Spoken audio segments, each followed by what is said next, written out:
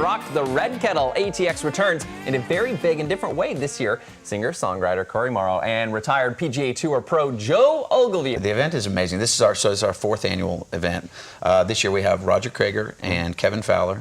We've got Drew Womack and Walt and Tina Wilkins. You don't need to be able to golf. It's going to be a very user-friendly format, and you're going to probably be playing with some of my old pals on the PGA Tour and the Champions Tour. As the holidays approach, the familiar sights and sounds of the Salvation Army's Red Kettle help remind us how you can help those who need it most. And there's an upcoming event to kick off the season, and singer-songwriter Cory Morrow is here with details. This year, all of the proceeds are going to Harvey relief efforts. And we went down on Sunday night, and we were there all day Monday, pulling people out and just experiencing the whole thing. And you know, I'm from Houston, so I had family down there, and so it was something we just felt like we needed to go do. But this week's Take This Job is really a job within a job. The Salvation Army's been serving the people of Austin for nearly 130 years now. Linda Jones is the chef in the kitchen at the Salvation Army in downtown Austin. She and the staff serve breakfast, lunch, and dinner to around 350 individuals 7 days a week. My passion is, you know, just taking care of people, just, you know, helping people. I think food brings us all together. What a day, what a job.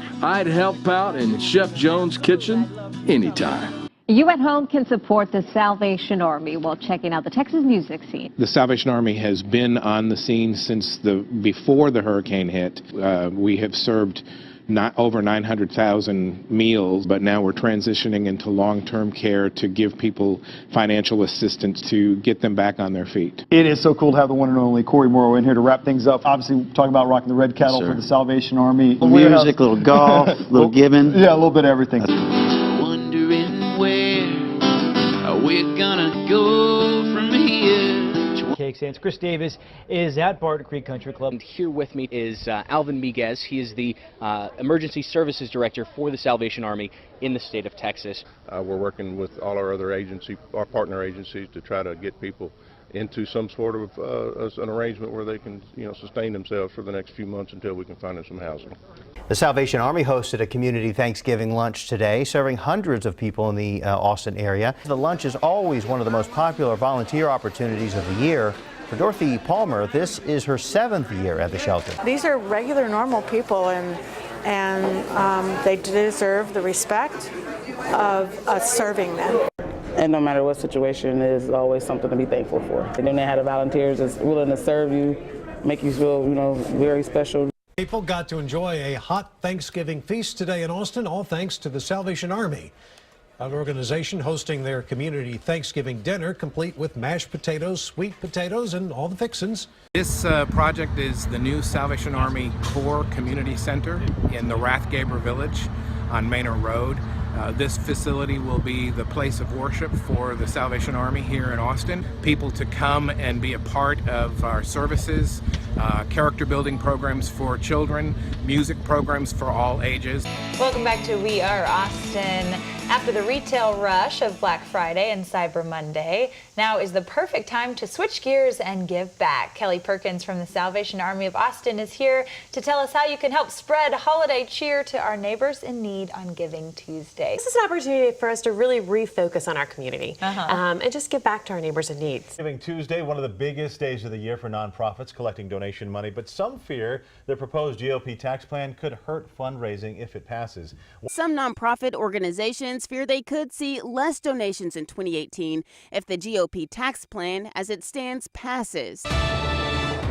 Why Texas charities fear a drop in donations under the plan. Major Andrew Kelly, the Austin area commander for the Salvation Army. We're expanding our services. We are opening up a new women's and children's shelter in the next 10 months or so. And so instead of losing gifts this year, we need to increase the amount of giving so that we can meet those needs that come to us. Salvation Army makes it easy to share with others who will truly benefit. Major Andrew Kelly is here with details.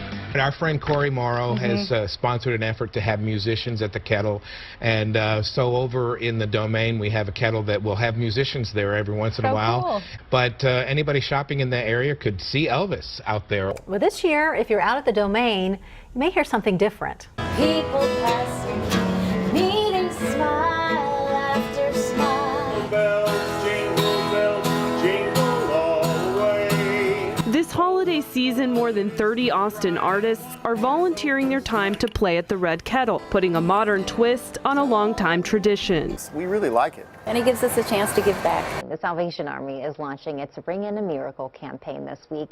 And KXAN's Gigi Barnett explains how small donations add up, making a big impact for needy families. The Christmas tree in Sandra Castillo's Austin apartment is all trimmed. This holiday, she and her two girls, 6-year-old Ayana and 3-year-old Lena, will celebrate 1 year of not being homeless. I'm very, very grateful and blessed that I got the call when I did. All thanks to donors willing to ring in a miracle.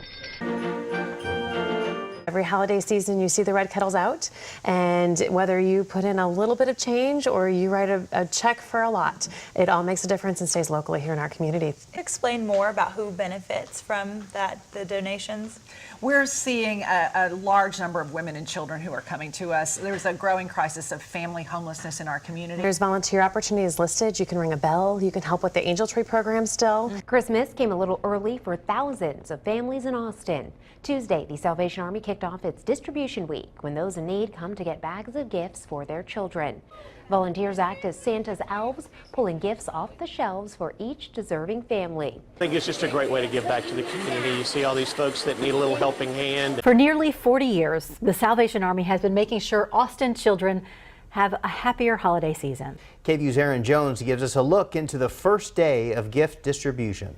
The Angel Tree is officially open.